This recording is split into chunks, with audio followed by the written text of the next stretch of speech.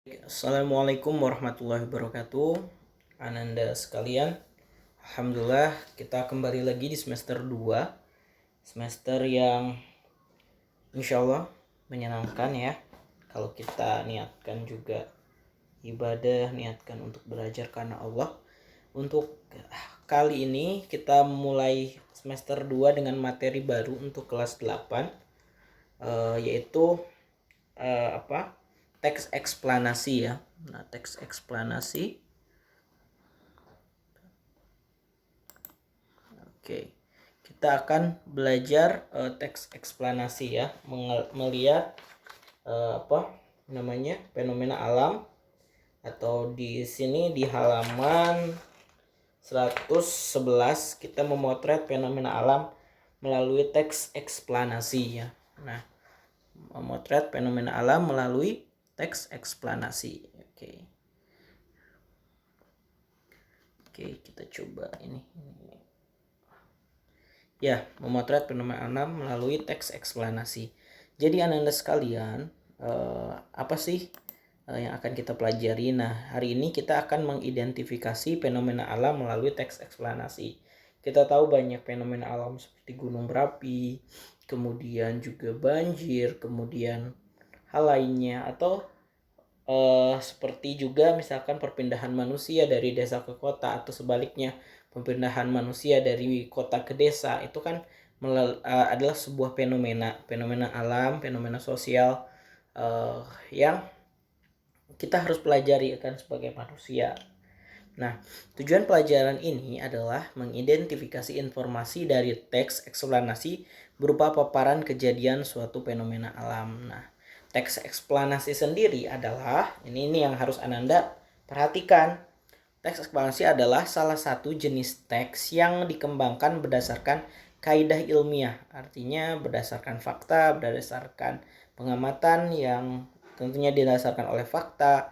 Teks ini bertujuan menjelaskan sebuah fenomena baik itu alam atau sosial dari sudut pandang ilmiah. Jadi teks ini bersifat menjelaskan, mengexplain, explanation kalau di dalam bahasa Inggris, menjelaskan ya. Jadi teks yang bertujuan untuk menjelaskan suatu fenomena baik itu sosial maupun alam dari sudut pandang ilmiah ya.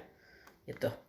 Oke, kita lanjut. Itu ya untuk pengertian teks eksplanasi, jangan sampai keliru ya. Kemudian untuk ciri-ciri teks eksplanasi di sini ada beberapa cirinya.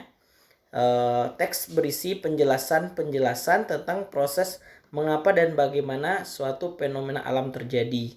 Nah, seperti misalkan banjir, atau di halaman 113 buku Marbi kalian ada terjadinya siang dan malam. Nah, kenapa terjadinya siang dan malam? Nah, dijelaskan di teks eksplanasi ini ya.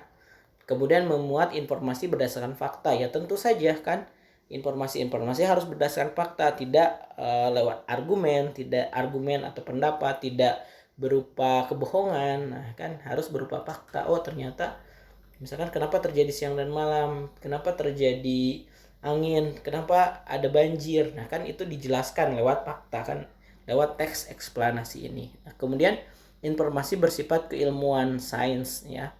Nah, tadi kan dari definisinya juga menjelaskan mengapa sesuatu terjadi sebagaimana adanya. Jadi tidak dibuat-buat, berdasarkan fakta tadi.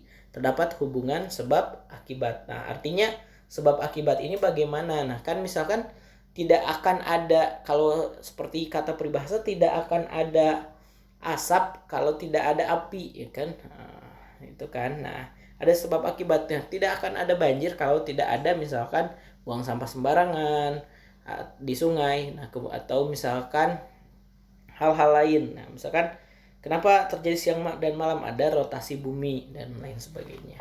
Ya, ada penjelasannya. Oke, nah kemudian di dalam teks eksplanasi, di dalam semua teks yang kita pelajari ada yang namanya gagasan utama. Nah, gagasan utama ini bisa disebut juga gagasan pokok atau pikiran utama atau pokok pembicaraan. Nah, gagasan utama atau pokok pembicaraan ini apa? Nah, suatu topik yang sedang dibicarakan atau dibahas dalam sebuah teks. Nah, kemudian gagasan umum diungkapkan secara tersurat atau tersirat. Nah, kalau tersurat kan surat ditulis ya. Ada di dalam teks itu dijelaskan itu gagasan umum, dan kebanyakan sih gagasan itu tersurat ya. Nah, kalau tersirat sebetulnya misalkan dalam suatu teks tidak dijelaskan ini maksudnya apa, tapi ada hal yang bisa kita ungkapkan ya. Nah, nanti kita pelajari yang tersurat dulu. Nah, yang tersirat mungkin lain kali kita pelajari. Nah, cara menentukan gagasan umum atau gagasan utama. Yang pertama, baca teks dengan cermat. Teks itu menceritakan tentang apa atau menjelaskan tentang apa. Nah, itu dibaca dengan cermat ya. Apa, mengapa, bagaimana, kapan. Itu juga coba ditanyakan di dalam diri Ananda ketika baca sebuah teks. Nah, tentukan kalimat utama teks tersebut. Nah, kalimat utama mengandung gagasan utama. Nah, apa bedanya kalimat utama dengan gagasan utama? Nah, jadi gagasan utama itu pasti ada di kalimat utama. Jadi ada suatu kalimat, nanti ada gagasan utamanya. Contohnya coba lihat Ananda di halaman 113.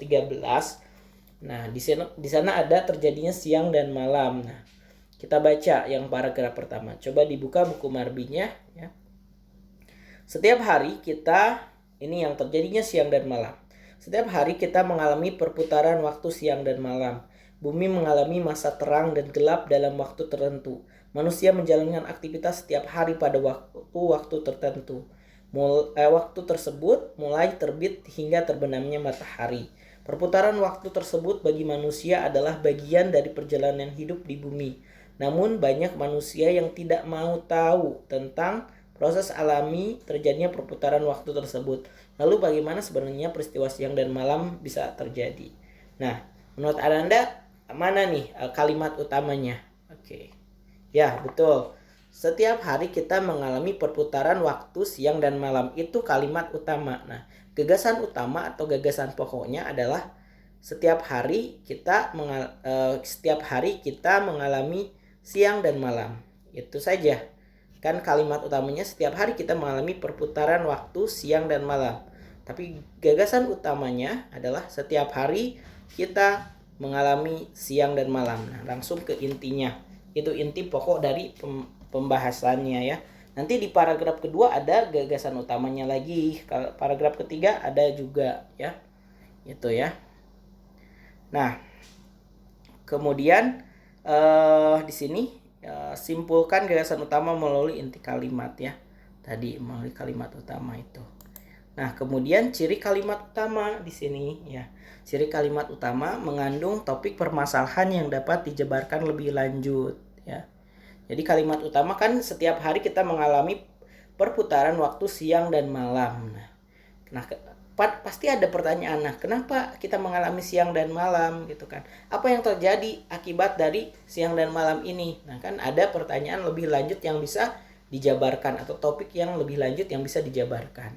Nah, biasanya berupa kalimat lengkap yang dapat berdiri sendiri. Nah, kan kalimatnya dapat berdiri sendiri tadi kan. Nah, artinya berdiri sendiri ini dengan mengucapkan setiap hari mengalami perputaran waktu siang dan malam. Kita mengalami perputaran waktu siang dan malam kan orang sudah paham, oh ini arahnya kemana ya pembicaraan itu. Nah, memiliki arti yang jelas tanpa dihubungkan dengan kalimat lainnya. Jadi karena dia berdiri sendiri artinya dia mengungkapkan keseluruhan dari teks ini ya, dari satu paragraf ini ya.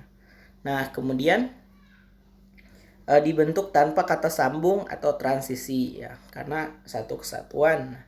Pada paragraf induktif, kalimat utama ditandai dengan kata-kata berupa kesimpulan. Nah, biasanya kalau induktif yang kalimat utamanya terletak di akhir paragraf, nah biasanya disebut induktif. Nah, kalau deduktif di awal paragraf. Nah, kalau yang siang dan malam ini yang paragraf pertama ini deduktif ya.